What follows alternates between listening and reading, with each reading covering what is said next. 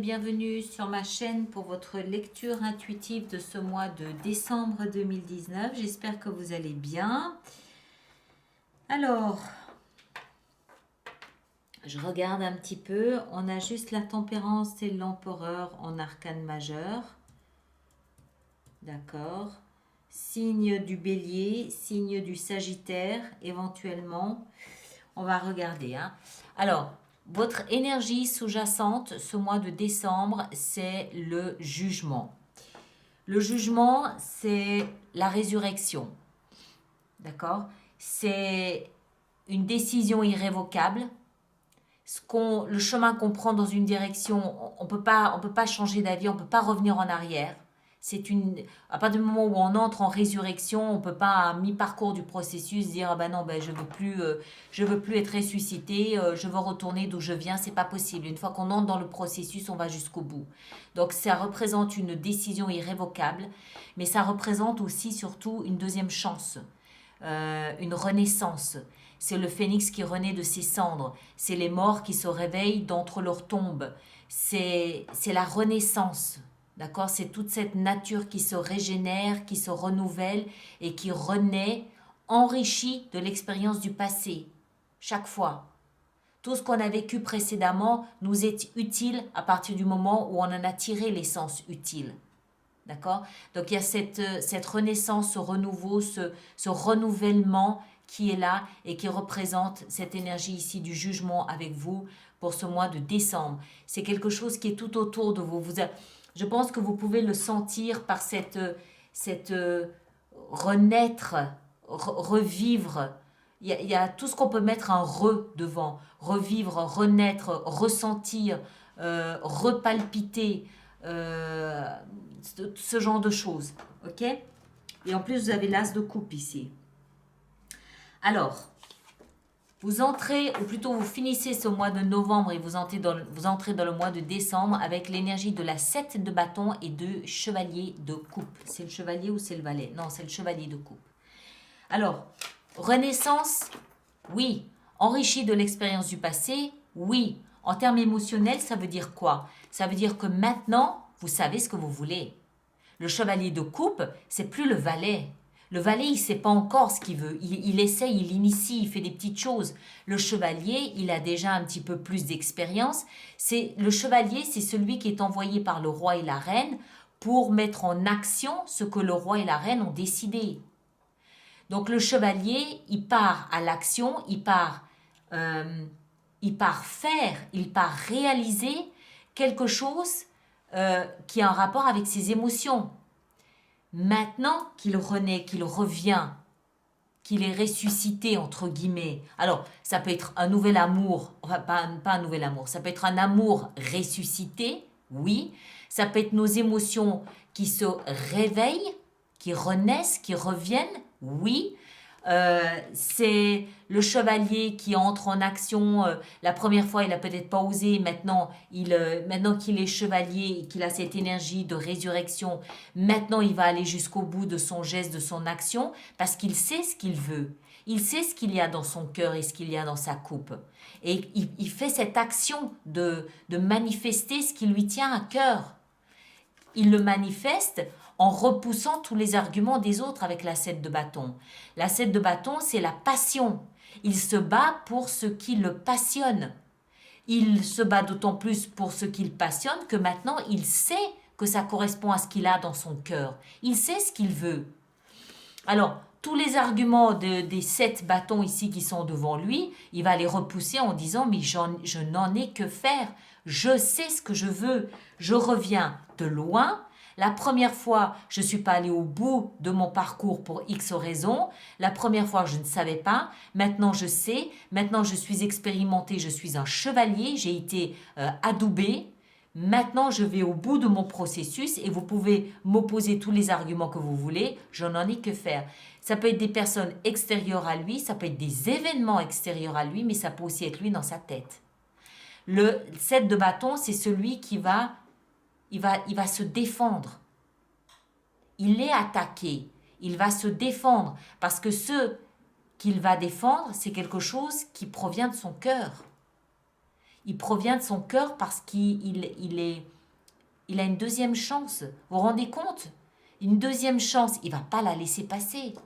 Il va la saisir. Et alors, on peut lui dire ce qu'on veut. Voilà. Alors, ce que vous voulez le plus, c'est l'empereur. Il peut s'agir d'un personnage du signe du bélier. Si ce n'est pas un personnage, c'est une énergie que vous souhaitez endosser. Et l'énergie de l'empereur, c'est une énergie de celui qui sait. D'accord? C'est celui qui sait, c'est celui qui guide les autres, c'est celui qui dirige, c'est celui qui donne des ordres, des instructions, c'est celui qu'on suit, c'est le leader, c'est le pionnier, c'est celui c'est celui qui est devant et qui emmène les autres. Alors, dans ce contexte, qu'est-ce que ça veut dire? Ça veut dire que soit vous voulez endosser cette énergie d'autorité face à ici ce qui se passe, à cette renaissance au niveau de vos émotions, vous voulez endosser cette énergie d'autorité et imposer votre chemin, qui même me suivent, c'est pas grave si on ne me suit pas, c'est pas un problème.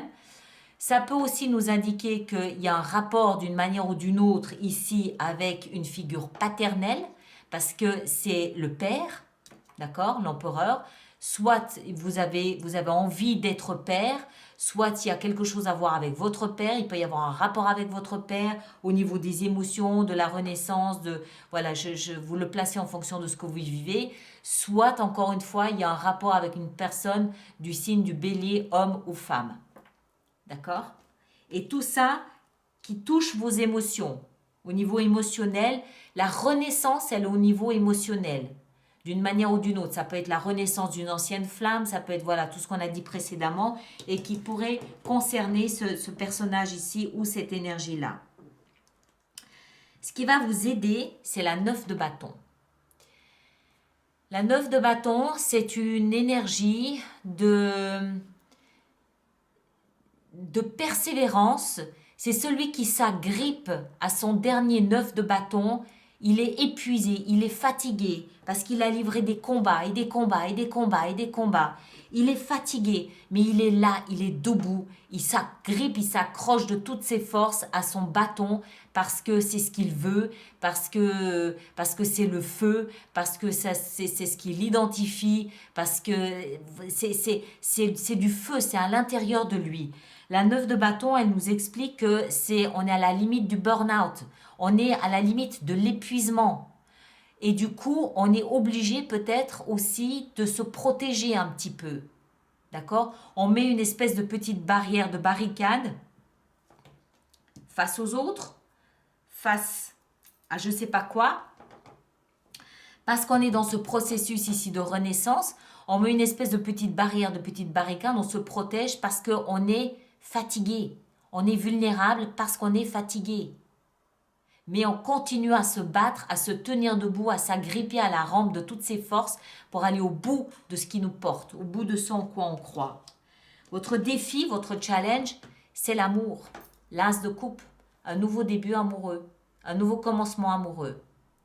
Alors, évidemment, ici, avec ce qu'on voit, on pense à une renaissance amoureuse. Ça peut être une ancienne histoire qui revient, oui. Ça peut aussi être vos émotions qui ont été mises à mal pendant un certain temps et qui aujourd'hui, avec le temps, avec le travail intérieur que vous avez peut-être fait, se retrouvent renouvelées, se retrouvent revalorisées, réestimées, remises au goût du jour, réactivées. Vous comprenez un petit peu ce que je veux dire? C'est dans la position du défi, d'accord? Du défi. Donc c'est vraiment ces émotions naissantes que vous ressentez au fin fond de vous qui proviennent d'une résurrection. Il faut les ouvrir, il faut leur permettre de s'ouvrir, de s'exprimer. Et même si pour ça vous devez vous battre contre les autres, vos sentiments ou vos émotions ont le droit d'exister et de s'exprimer. Je ne sais pas ce que c'est. Ça peut être un désir d'être père, tout simplement. Ça peut aussi, ça peut être un amour ou un nouvel amour, une renaissance d'amour pour un personnage du signe du Bélier. Mais ça peut aussi tout simplement être vous qui avez été, euh, qui n'avez pas su, qui n'avez pas pu, dans un premier temps, exprimer vos émotions. Et là, la vie vous offre une deuxième chance, un renouvellement, une résurrection de vos émotions. Et ça, vous n'allez pas le laisser passer, vous n'allez pas le laisser, s'échapper. Dans votre vie sentimentale, on a la tempérance. La tempérance, elle peut nous parler de guérison dans votre vie sentimentale, d'apaisement, de retour au calme, de rééquilibrage, de ressourcement, de reharmonisation, de tempérance dans votre vie sentimentale. Ça veut dire que c'est plus l'heure de la folle passion. On ramène tout ça à quelque chose de plus tempéré, mais quelque chose qui est fait pour durer dans le temps. Pourquoi? Peut-être parce que c'est une deuxième chance d'aimer et que cette fois-ci on ne veut pas la laisser s'échapper. Peut-être parce que on a compris l'importance des émotions puisqu'on a dû se battre pour ça. On sait maintenant ce que notre cœur veut et on va se battre pour ça. C'est la tempérance dans cette position-là, pour moi, elle nous parle de sagesse émotionnelle. Aujourd'hui, avec ce combat ici qui a été le nôtre et cette chance, il y a une forme de sagesse. On sait par expérience comment gérer ses émotions aujourd'hui. D'accord? Dans votre vie professionnelle et financière, on a la 2 de denier. La 2 de denier, elle nous parle de jonglage. Il faut harmoniser. Il faut jongler. Alors, jongler peut-être entre deux boulots, jongler peut-être au niveau des finances, faire attention à ne pas être un panier percé. Il faut jongler. Vous savez ce qu'on va faire? On va juste en rajouter une là. Il faut jongler dans sa vie professionnelle et financière. Voilà. Je ne peux pas le dire autrement. Il faut jongler soit les finances, soit entre deux jobs, soit la recherche d'un travail, soit ses compétences. Il faut un petit peu... voilà, c'est jonglage, jonglage et jonglage. Qu'est-ce qu'on a encore avec cette 2 de denier? On a la 5 d'épée. Alors, peut-être qu'il faut jongler ici dans sa vie professionnelle et financière parce qu'on provient d'un espace où il y a peut-être eu beaucoup de jalousie, beaucoup d'arguments, beaucoup de conflits stériles, beaucoup de batailles les épées, c'est des mots tranchants qu'on va dire à l'autre dans le seul but de le blesser. De part et d'autre, ou ensemble, ou entre 5 personnes, entre 5 collègues. Voilà, c'est un univers un peu nauséabond, un peu malfaisant, un peu pas sympathique. D'accord? Donc, dans cet univers-là, il faut jongler. Il faut raser les murs, faut faire le poing dans la poche, il faut serrer les dents. Ce job, on en a peut-être besoin. Il est alimentaire, certes, mais voilà, on en a besoin, donc il faut jongler. On se tait, on fait comme on peut, voilà. D'accord? C'est une période comme ça. De toute façon, vous avez beaucoup de choses à faire ici, sans trop vous préoccuper de ça pour l'instant. Dans la vie intérieure, existentielle, spirituelle, la conscience, le parcours, le cheminement, le développement de soi, vous lui donnez le nom que vous voulez, on a ce magnifique, superbe roi de denier. Le roi de denier, c'est le bâtisseur. C'est celui qui va construire et bâtir pour se mettre à l'abri, pour protéger lui et sa famille, ceux qu'il aime. C'est celui qui va faire d'un centime un empire. C'est celui qui pose les pierres les unes après les autres, lentement, mais il sait qu'il est là pour bâtir pour le long terme. Donc tout ce qui se passe dans votre vie intérieure, tout le développement personnel que vous pouvez faire, toutes les compréhensions, les prises de conscience, les illuminations, tout ce que vous pouvez faire pour vous développer à l'intérieur de vous est quelque chose que vous faites pour durer dans le temps. Vous bâtissez, vous construisez votre propre sécurité intérieure. L'issue de votre mois, c'est le valet d'épée.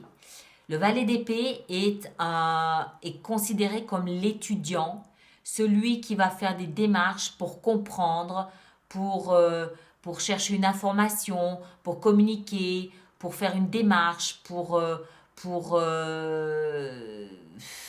voilà, c'est tout ce qui touche à la communication, à la compréhension, à l'information, voilà, c'est tout ça. Ça, c'est votre fin de mois. Alors, dans ce contexte ici, ça peut être de la communication, communication rapide par le biais d'Internet, par exemple.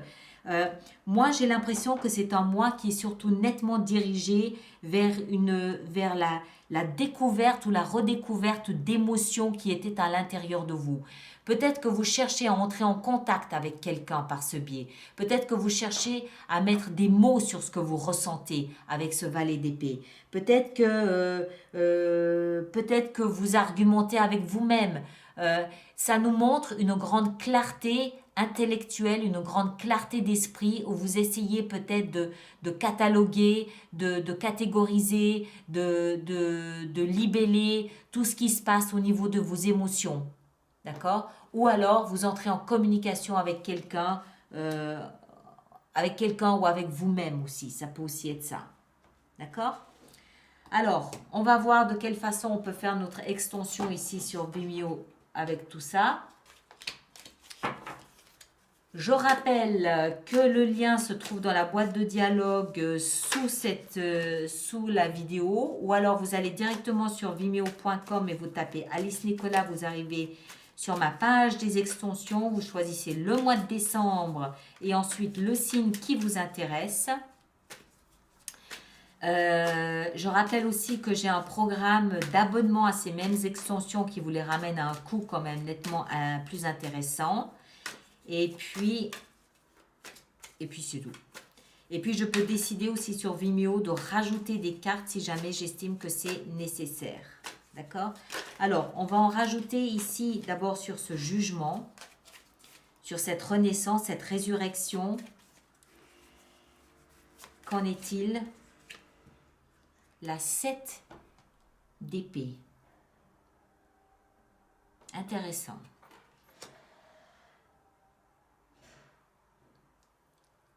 Ok, on va voir ça. Ici, qu'est-ce qu'on a avec la 7 de bâton et le valet de coupe? La 7 de bâton et le valet de coupe. 7 de bâton d'abord. On a la mort. La mort, c'est la fin de quelque chose. La métamorphose de quelque chose. Et le chevalier de coupe, qu'est-ce qu'on a avec le chevalier de coupe? On a la 9 de bâton. Ok. Cet empereur, que fait-il là? Que nous veut cet empereur dans la position de ce que vous souhaitez le plus? Partir, laisser quelque chose derrière vous. La 9 de bâton dans ce qui vous aide. Qu'est-ce qui va vous aider? La 4 de bâton. Et l'as de coupe dans le défi, le challenge. Qu'est-ce qu'il a à nous apprendre, cet as de coupe? L'ermite. Ok. Ensuite, dans votre vie sentimentale avec la tempérance, on a la 2 d'épée. Dans votre vie professionnelle et financière avec notre fameuse 2 de denier, et puis derrière, il y avait la 5 d'épée. Qu'est-ce qu'on a? Avec ça, on a le diable. Dans votre vie intérieure avec le roi de denier, qu'est-ce qu'on a? Ce magnifique roi de denier, superbe. On a le roi de denier, voilà, n'est-ce pas? Le roi de denier confirme le roi de denier, magnifique. Et le valet d'épée en fin de mois, qu'est-ce qu'on a en fin de mois avec le valet d'épée? On a la roue de fortune. Voilà mes très chers, on se retrouve sur Vimeo. Pour ceux qui n'y viennent pas, merci d'avoir été là. Merci de partager, de liker, de vous abonner si ce n'est pas déjà fait. Et puis on se retrouve à la fin du mois, on se retrouve courant décembre pour les projections sur l'année 2020. D'accord? Merci à vous tous et à très très bientôt. Merci bien.